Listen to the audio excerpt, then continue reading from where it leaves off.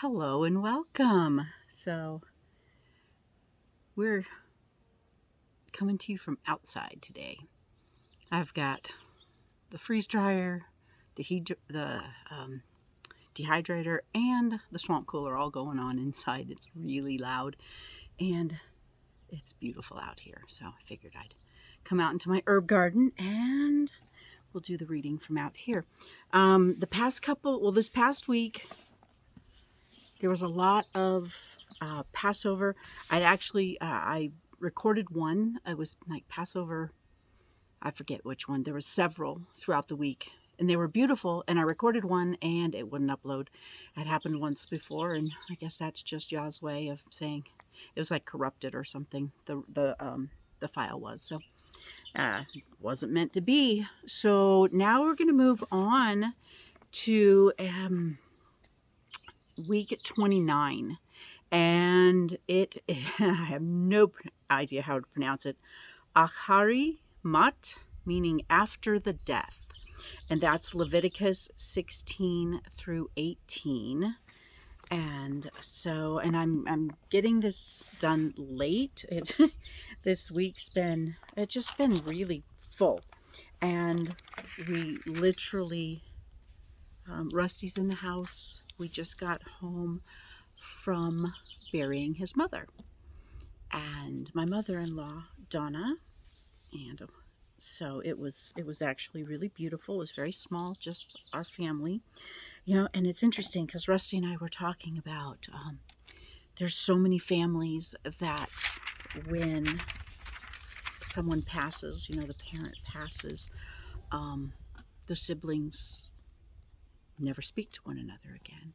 I know it's happened in my family, and it's really beautiful because with Rusty's mom's passing, his sister and her husband John and us have gotten much closer because we were all there with her in her last week or so as she was passing, and we all just realized that we really enjoy one another, even more so than after 30 years of being married and in the same family. So it was really beautiful. And I'm just so thankful because there was no fighting and there was no ugliness that happens a lot of times. There was just love and support and encouragement, and it's just beautiful. So anyway, that's been what's been going on with us.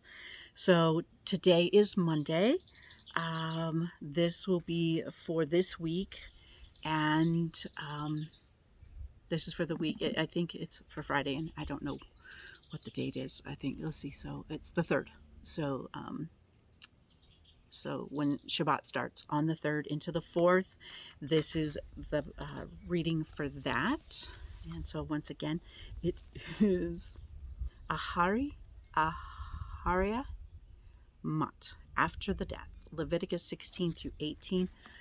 Father God, I just thank you so much for all that you've been doing through the last couple of weeks as we were preparing for the feast days, and now still in the Feast of Unleavened Bread and first fruit. We started counting the Omer yesterday, and first fruits I think tomorrow. I'm not sure. It's the last day of Unleavened Bread, and it's a high holy day.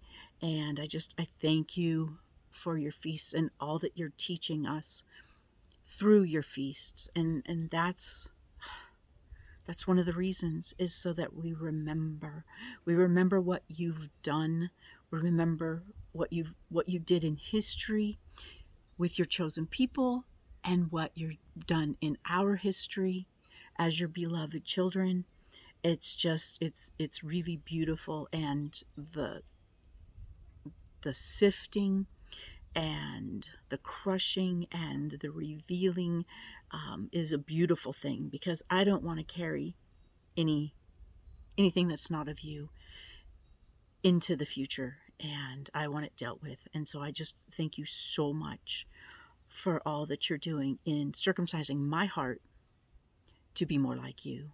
And I pray that everyone that hears this, that they have a willing heart, that they surrender themselves up to you to do this work in them, to cut away and chip away and file away at all the rough spots that don't reflect you. Please be with our reading. Go before me. Help us to understand your word. Bring insights as we read. And just thank you so much that we have your word so that we can read it and get to know you more. You are so good. In your Son, Yahusha's mighty name. Amen. All right. So, Leviticus. So you'll hear motorcycles and chickens instead of household appliances. So, let's see. Leviticus 16. And Yahuwah spoke to Moshe after the death of the two sons of Aaron, and as they drew near before Yahuwah and died. And Yahuwah said to Moshe, speak to Aaron your brother not to come in at all times to the set apart place inside the veil before the lid of atonement, which is on the ark, lest he die, because I appear in the cloud above the lid of atonement. With this, Aaron should come into the set-apart place with the blood of a young bull as a sin offering and a ram as an ascending offering. Wow, it's like I've been so immersed in Passover things that I forgot where we were, and we're going back into the sacrifices and learning more about the tabernacle and the priesthood and the sacrifices. So this is beautiful. And I have not read this ahead of time, so I'm reading this for the first, I've read it before, but, I did not pay a whole lot of attention in Leviticus. I don't know anybody who really does, except for, Bible scholars. And do they? Because Leviticus is tedious. But it was tedious. Now it's just like amazingly beautiful. And just to learn of all these things that we should be sharing and teaching our children and our grandchildren and learning. It's so beautiful. So it's He should put on the set apart linen long shirt with linen trousers on his flesh, and gird himself with a linen girdle, and be dressed with the linen turban. They are set apart garments, and he shall bathe his body in water and shall put them on. And from the congregation of the children of Israel he takes 2 male goats as a sin offering and 1 ram as an ascending offering. And Aaron shall bring the bull as a sin offering, which is for himself, and make atonement for himself and for his house. And he shall take 2 goats and let them stand before Yahuwah at the door of the tent of appointment. And Aaron shall cast lots. This is the Azazel goat. Okay. Aaron shall cast lots for the 2 goats. 1 lot for Yahuwah and the other lot for Azazel. Very comfortable. And Aaron shall bring the goat on which the lot for Yahuwah fell, and shall prepare it as a sin offering. But the goat on which the lot for Azazel fell is caused to stand alive before Yahuwah, to make atonement upon it, to send it into the wilderness to Azazel.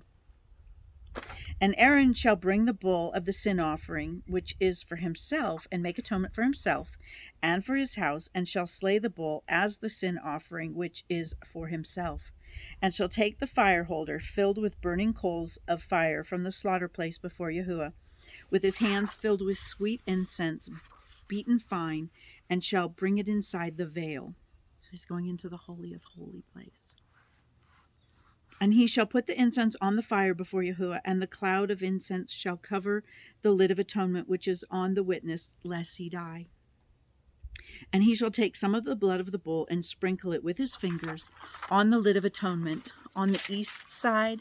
Also in front of the lid of atonement he sprinkles some of the blood with his finger 7 times. And he shall slay the goat of the sin offering, which is for the people, and shall bring its blood inside the veil, and shall do with that blood as he did with the blood of the bull, and sprinkle it on the lid of atonement and in front of the lid of atonement. And he shall make atonement for the set-apart place. So he's making atonement for the Holy of Holies.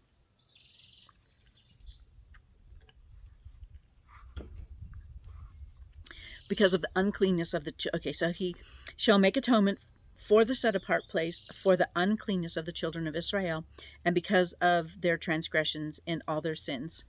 And so he does for the tent of appointment, which is dwelling with them in the midst of their uncleanness. So the tabernacle is in the midst of the congregation in their uncleanness. And no man should be in the tent of appointment when he goes in to make atonement in the set apart place until he comes out, and he shall make atonement for himself and for his household and for the assembly of Israel.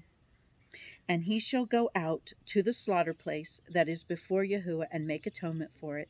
And he shall take some of the blood of the bull and some of the blood of the goat and put it on the horns of the slaughter place all around. And he shall sprinkle some of the blood on it with his finger 7 times and cleanse it and set it apart from the uncleanness of the children of Israel. And when he has finished atoning for the set apart place and the tent of appointment and the slaughter place, he shall bring in the live goat.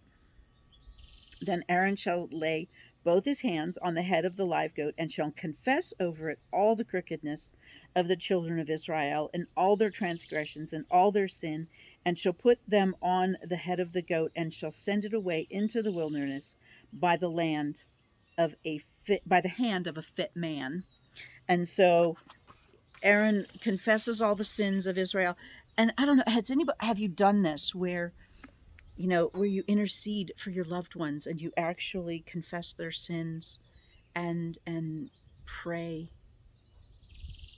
for other people's sins? It's an interesting thing to do. So, sorry. Uh-oh. No, it must still be over here. Here we go. Send it away, okay, by the hand of a fit man. And the goat shall bear on itself all the crookedness to a land cut off. Thus he shall send the goat away into the wilderness. Aaron shall then come into the tent of appointment and shall take off the linen garments which he put on when he went into the set apart place, and shall leave them there. And he shall bathe his body in water in the set apart place, and shall put on his garments, and shall come out and prepare his ascending offering and the ascending offering of the people, and make atonement for himself and for the people, and burn the fat of the sin offering on the slaughter place. So it goes back to how all the now we're getting some wind there. Hold on, there we go, that way it won't. So how they were doing the burnt offering, the sin offering, all of that's what he's doing here. So going through what we had been taught, about 3 and 4 portions ago. Okay, and prepares the sin and for all the people, and burn the fat of the sin offering on the slaughter place. And he who sent away the goat to Azazel washes his garments and shall bathe his body in water, and afterward he comes into camp. And the bull for the sin offering and the goat for the sin offering, whose blood was brought in to make atonement in the set apart place, is brought outside the camp, and they shall burn their skins and their flesh and their dung with fire. And he who burns them washes his garments and shall bathe his body, and afterward he comes into the camp. And this shall be for you a law forever. In the 7th new moon, on the 10th day of the new moon, you afflict your beings and do no work, the native or the sojourner who sojourns among you. So those that are biologically Israel and those who have chosen to walk in covenant with Yahuwah along with Israel, and to follow his statutes and his Torah, his laws, his instructions. On that day he makes atonement for you, to cleanse you, to be clean from all your sins before Yahuwah. It is a Sabbath rest for you, and you shall afflict your beings, a law forever. And the priest who is anointed and ordained to serve as priest in his father's place shall make atonement, and put the linen garments and the set apart garments, and he shall make atonement for the most set apart place, and make atonement for the tent of appointment and for the slaughter place, and make atonement for the priests and for all the people of the assembly. And this shall be for you a law forever. I am Yahuwah your Elohim, and I change not. This is where I have always had a hard time reconciling, because when he says a law forever, why don't we follow it and do it? And so I'm just so thankful that I finally decided to just go ahead and do it. I mean, he led me to go ahead and follow his feasts, and I'm so thankful because, oh my gosh, what a blessing they are. If people knew what they were missing by not following the feast, I mean, I couldn't stand Christmas or Easter. I mean, Easter was Christmas, I couldn't stand it. I couldn't stand it because of all the commercialism and the greed, and you got together and stuff happened, and it's just a mess. And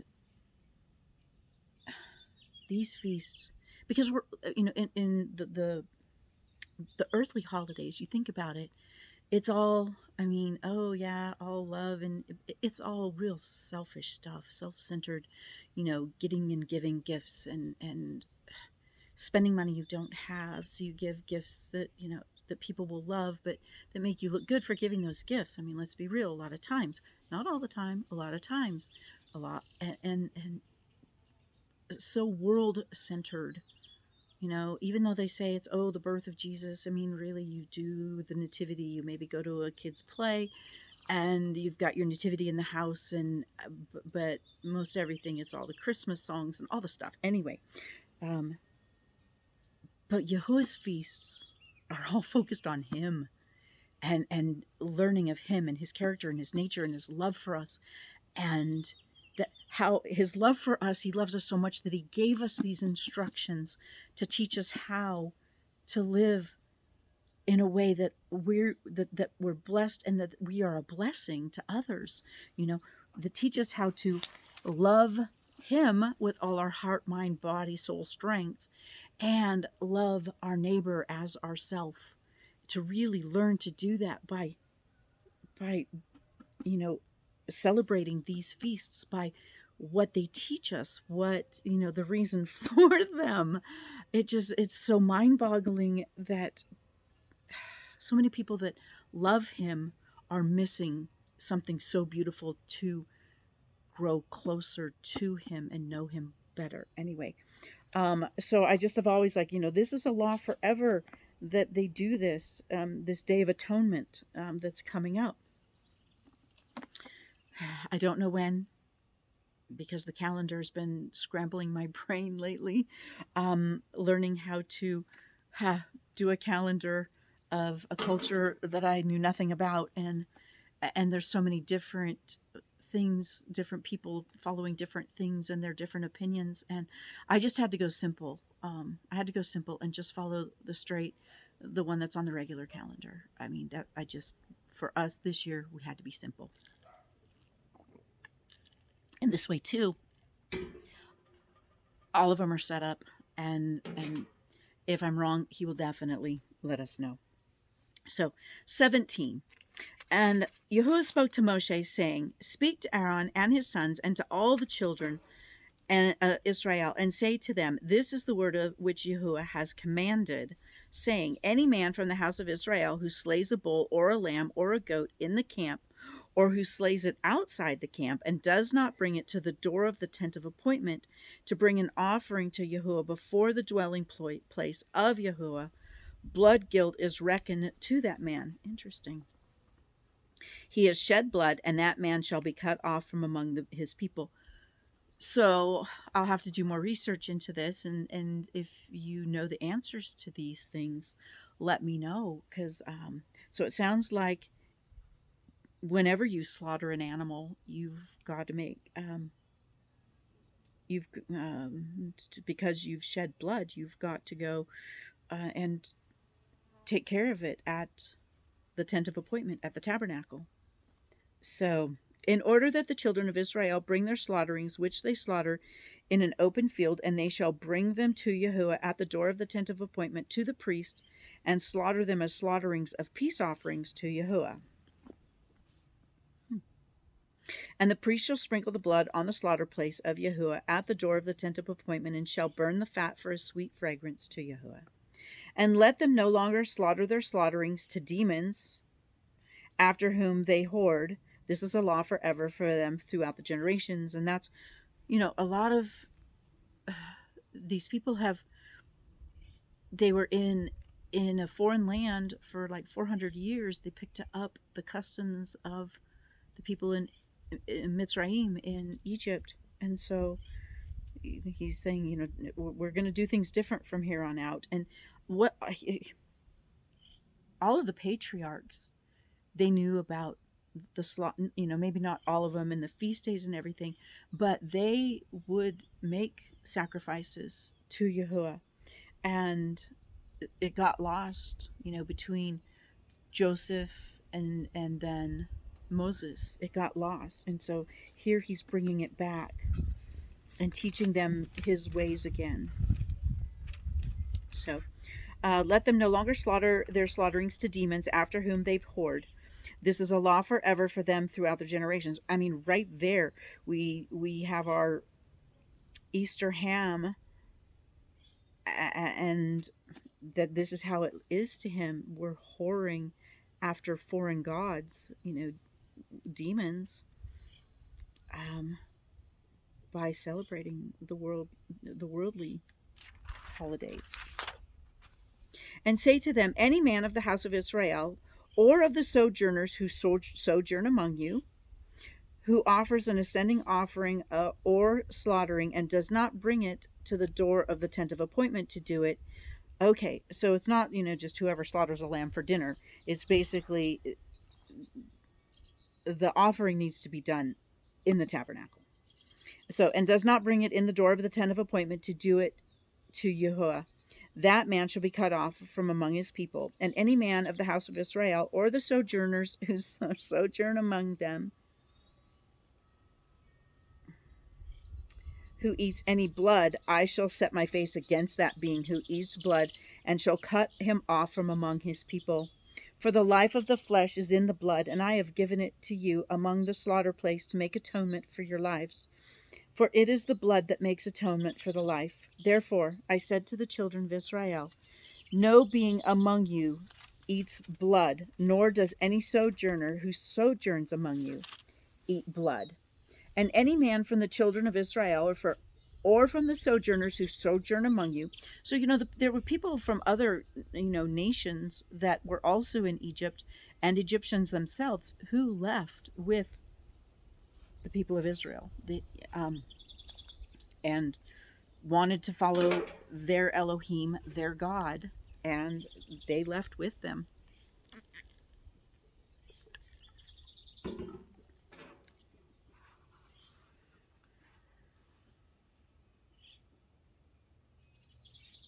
There we go.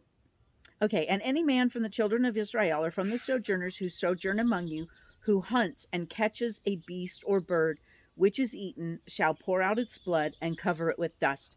When we were processing our chickens last year, that was one of the things I wanted to make sure that we did correctly. And so, I had to search the word to find out what we did as we, dispatched our chickens, and, what we did with all their parts, to make sure that it was honoring to Yahuwah. So, for the life of all the flesh, its blood is, for it is the life of all flesh. Its blood is for its life. And I said to the children of Israel, do not eat the blood of any flesh, for the life of all the flesh is in its blood. Anyone eating it is cut off. And any being who eats a carcass, or that was torn by a beast, be he native or a sojourner, he shall wash his garments and bathe in water, and shall be unclean until evening. Then he shall be clean. So, roadkill, I guess, of clean animals, I would imagine. So, like, you come across your goat, one of your goats got taken out by a coyote, and part of it was left behind. I guess in the right circumstances, you could eat that part that was left behind and not let it go to waste, and be a good steward. And if he does not wash or bathe his body, then he shall bear his crookedness. So there. So if he touches it, because we're not, you're on there, we're unclean if we touch a dead carcass until we bathe and until evening. So 18. And Yahuwah said to Moshe, saying, Speak to the children of Israel and say to them, I am Yahuwah, your Elohim. Do not do as they do in the land of Mitzrayim, where you dwelt, and do not do as they do in the land of Canaan, where I am bringing you, and do not walk in their laws. See, I so liken this to where we are. This is how we are. It's like we are sojourners of Israel, living in a foreign land with foreign gods and people that worship them, and we need to be set apart. So, and don't do as our parents did, and don't do as we see other people doing, that if it's not honoring and keeping his instructions. So do not do in the land of, as you did in the land of Mitzrayim where you dwelt, and do not do in the land of Canaan where I am bringing you, and do not walk in their laws. Do not walk in their laws. Ooh. Do my right rulings and guard my laws, to walk in them. I am Yahuwah your Elohim, and you shall guard my laws and my right rulings, which a man does, and live by them. I am Yahuwah. No one is to approach anyone of his own flesh to uncover their nakedness. I am Yahuwah. I think that means you're not supposed to have sexual relation with like family members, your own flesh, meaning my children. The nakedness of your father or the nakedness of your mother you do not uncover. And from what I understand, that means that some say that means having sexual relation.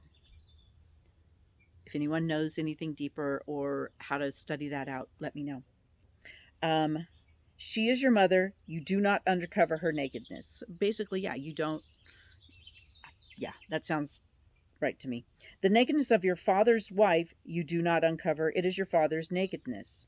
See, this kind of takes me back to Noah when it says that he was in the tent and he was naked, and that Ham uncovered his nakedness.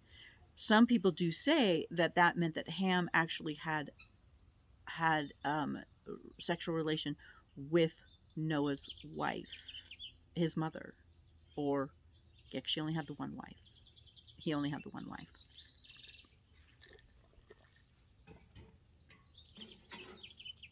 Anyway, the nakedness of your sister, the daughter of your father, or the daughter of your mother, whether born at home or elsewhere, their nakedness you do not uncover. The nakedness of your son's daughter or your daughter's daughter, their nakedness you do not uncover, for theirs is your own nakedness. The nakedness of your father's wife's daughter, brought forth by your father, she is your sister, you do not uncover her nakedness. Which is interesting because, that Abraham and Sarah, they had the same father. So that's now it changed, and this is one of those things that I have a challenge with, because I change not, but yet, or I guess maybe that was who knows, maybe Abraham wasn't supposed to marry Sarah. I don't know, or I don't know. If anybody knows that, let me know. You see, these are the questions that run through my brain as I read the word. It's like, that doesn't work because this, and how come it was okay there but not here? So, So here, the nakedness of your mother's sister, you do not cover your aunt. The nakedness of your mother's flesh, the nakedness of your father's brother, you do not. And maybe it's because in the beginning there was less people, and now it's becoming more populated, and I don't know. So you do not approach his wife, she is your aunt. The nakedness of your daughter-in-law you do not uncover, she is your son's wife, and you do not uncover her nakedness. The nakedness of your brother's wife you do not uncover, it is your brother's nakedness. The nakedness of a woman and her daughter you do not uncover, nor do you take her son's daughter or her daughter's daughter to uncover her nakedness. They are her relatives. It is wickedness. You do not take a woman as a rival to her sister to uncover her nakedness while the other is alive. So there we've got Jacob and Rachel and Leah. So, and do not approach a woman to uncover her nakedness in her monthly separation of uncleanness. And do not have intercourse. And to see here, they're saying do not have intercourse. So how is that different than uncovering their nakedness? Now I'm super confused. Because they say right here, and do not have intercourse with the wife of your neighbor to defile yourself with her. Well, how come it just all through this, it didn't say have, I guess maybe you just aren't supposed to see any of these people naked. Like I said, if you have any insight study on this, I would love to hear a study on this. And do not get any of your offspring to pass through to Moloch. Now, this is where they would sacrifice their children. And I saw something on this that really made me understand it. And I can't remember, I either read it or saw it, but it was a situation where they wanted, they had been in a famine. They needed a better crop. And they actually, this was their custom, is they would sacrifice one of their children to Moloch or to those gods, and it would be, for them to bless their crops so they could feed their other children. In their mind, it was completely normal, and that's what they did. So this is what and do not give any of your offspring to pass through to Moloch, and do not profane the name of your Elohim. I am Yahuwah. And do not lie with a male as with a woman. It is an abomination. And do not have intercourse with any beast to defile yourself with it. And a woman who does not stand before a beast to mate with it, it is a perversion. And a woman does not stand before a beast to mate with it, it is a perversion. Do not defile yourself with all these. By all these the nations are defiled, which I am driving out before you. Thus the land became defiled, therefore I punished it with its crookedness, and the land vomited it out its inhabitants. But you shall guard my laws and my right rulings, and do not do any of these abominations, the native nor sojourner who sojourns among you. Because the men of the land who were before you have done all of these abominations, and thus the land became defiled. And see, so this is so hard, because what happens when these things are done in your land is the land becomes defiled. And we so need to pray for our land. So let not the land vomit you out for defiling it, as it vomited out the nations that were before you. Man, and it sure seems like we are headed for a major fall here in our country because of the things that his word, his instructions say not to do, that are just so common now, that are being done. For whoever does any of these abominations, those beings who do them shall be cut off from among their people. Interesting. And you shall guard my charge, so as to not do any of these abominable laws which were done before you, so as not to defile yourselves by them. I am Yahuwah, your Elohim. So that is the end of the Torah portion. Now part of the Torah. So the next is Ezekiel 22, 1 through 20. Maybe let me see that.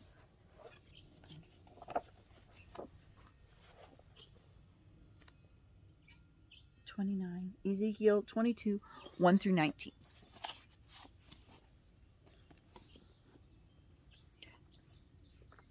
And the word of Yahuwah came to me, saying, And now, son of man, judge the city of blood, and you shall show her all of her abominations. And you shall say, Thus said the Master Yahuwah, the city sheds blood in her midst, that her time might come, and she has made idols within herself to become defiled. This could definitely be, we could be talking about our country. What's just our world right now? I don't know that there's very many places in this world that's not defiled any longer. It's just rampant now. And that's why we're to be set apart. You have become guilty by the blood which you have shed, and have defiled yourself with the idols which you have made. Thus you have brought your days near, and have come to the end of your years. Therefore I shall make you a reproach to the nations, and a mockery to all lands. Are we not that now? Those near and those far from you mock you. Defiled is your name, and great the confusion. See the leaders of Israel, each one has used his arm to shed blood in you.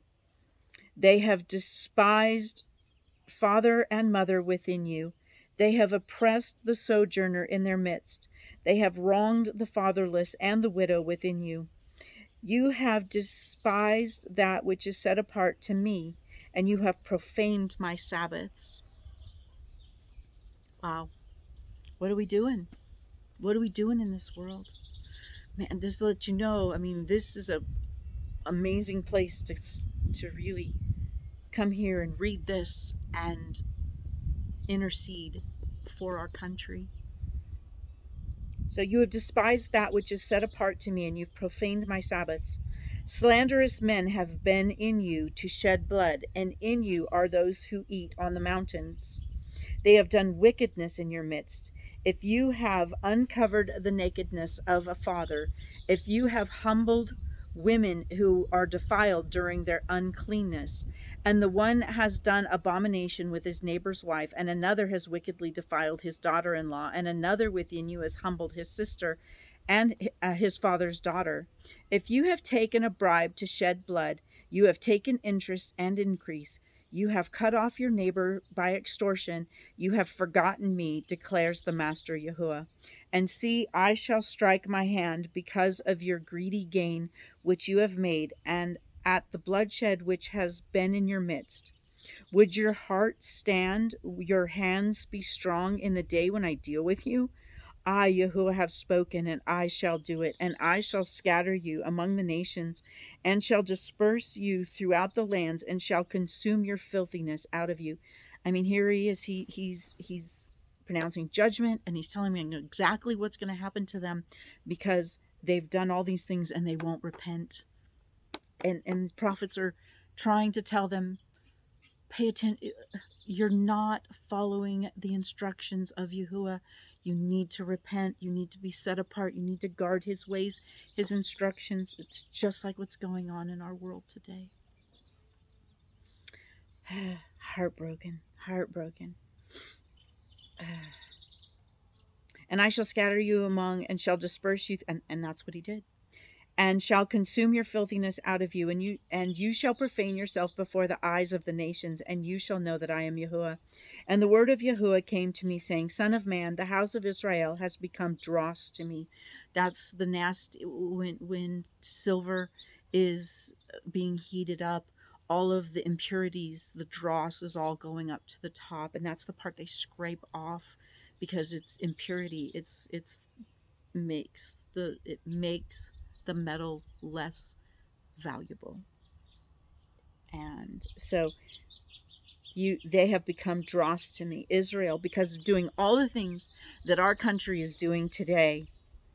They've become the discard, the impurity to him.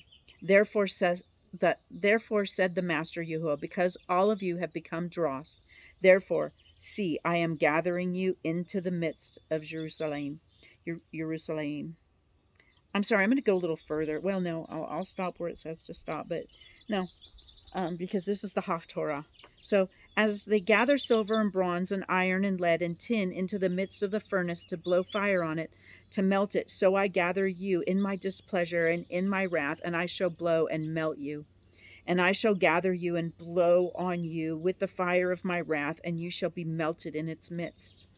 As silver is melted in the midst of the furnace, so are you melted in the midst, and you shall know that I, Yahuwah, have poured out my wrath on you. And the word, okay, so I'm going to stop there. Wow. Really makes me, like I said, there's so much going on in me, in just revelation and and not like woo revelation, and just him revealing things in me and my world, our world that need prayer.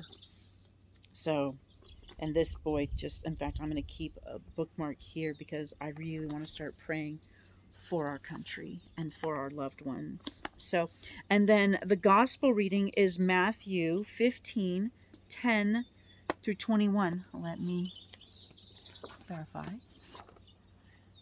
Let's see, make sure.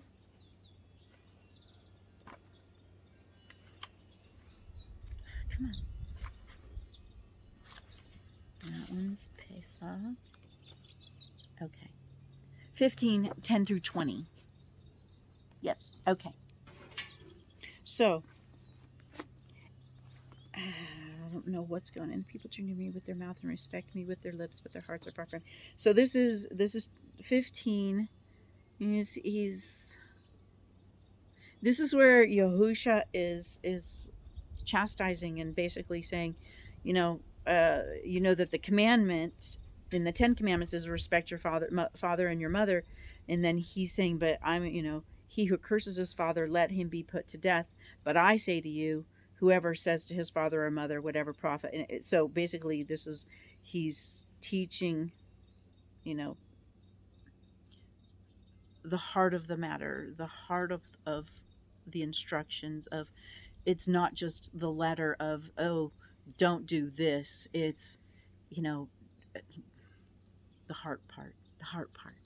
So, and calling the crowd near, he said to them, hear and understand. Father, help us to hear and understand.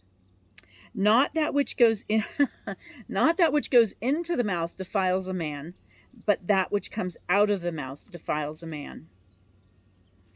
And his taught ones came and said to him, do you know that the Pharisees stumbled when they heard this word? Because the Pharisees are the religious people, the one who are following all the letter of the law, but their hearts aren't following. They're not doing it for the right reason. They're doing it to be pious and to be religious. And, oh, I'm so good. And put a burden on people to do extra things that aren't even, weren't even in the word. So, do you know that the Pharisees stumbled when they heard this word? But he answered, saying, every plant which my heavenly Father has not planted shall be uprooted.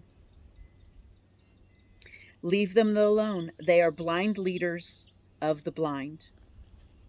And if the blind leads the blind, both shall fall into the ditch. And Kepha, who's Peter, that's his Hebrew name, Kepha, answering, said to him, explain this parable to us.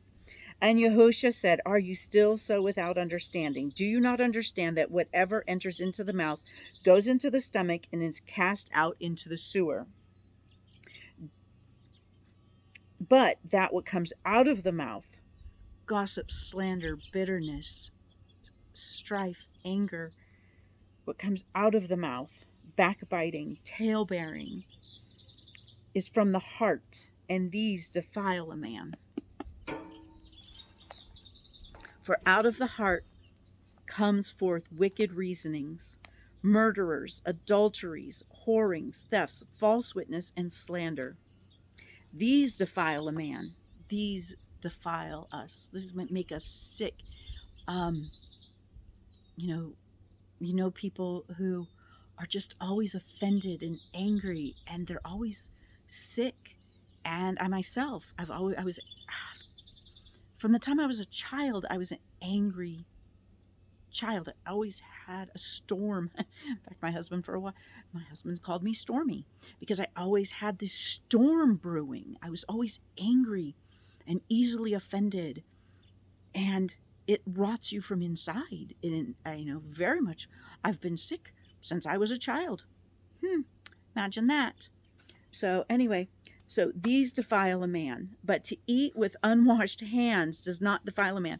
And there's this whole passage. Oh, so for getting around the biblical dietary laws, everyone's like, oh, see, in Matthew 15, it says it's not what goes into the mouth defiles a man, it's what comes out of a mouth, justifying eating unclean.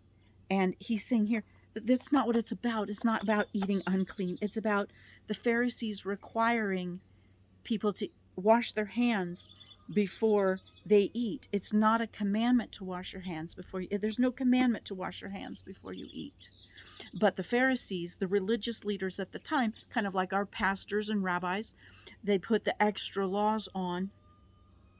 And a lot of them forget about the real laws, and there's just all this unspoken, or there's you just do what you do as thou wilt. Do what you want, whatever's right in your heart. God knows your heart. Yes, he does. And the word says that our hearts are deceitfully wicked. But here it's saying it's not, it has nothing to do with eating. He was talking about the Pharisees requiring them, whereas this, because that's what he was talking here. Okay, here, so I'm going to start at the beginning here, because for when they came to Yahusha, scribes and Pharisees from Jerusalem, saying, why do your taught ones transgress the tradition of the elders? Not the law of Moses, the instructions of Moses that Yahuwah gave to Moses, but the traditions of the elders. Why do they transgress the traditions of the elders? For they do not wash their hands when they eat bread. So see, this has nothing to do with eating unclean. This has to do with him calling out the religious leaders for putting the traditions of the elders, putting people under the traditions of the elders instead of, and not following the heart of the law, but the letter of the law. So anyway, that is it for this week. I pray this has been a blessing. That's my goal, or I guess that's his goal. I don't know. His goal is for me to read the word, and whoever listens, I would love to know. I mean, I have a handful of subscribers. I don't do this for subscribers. I don't do this for likes or anything like that. But I would like to know if you're watching, if you listen, if you have any of the answers, or know where I can, guide me to where I can find teachings on some of the questions that I've asked. That would be awesome if you could put it in the comments, or contact me privately. That's great. I guess you're supposed to do the whole YouTube thing, so subscribe, like, do whatever, but let me know if you're listening, reading along with me, and if this is a blessing. And above all, though, this is time together to bless and honor him. And that's what this is for, is to magnify him, to learn of him, to get to know his nature and character, and come into covenant and walk and dwell with him. Because that's what he's wanted from the very beginning, from the garden. He's wanted to dwell with us, to spend time with us, to walk with us, and walk around while I do my gardening and those things, and talk and teach to our children and our grandchildren his ways, so that they can also walk in covenant with him. So be blessed, and I will see you next week.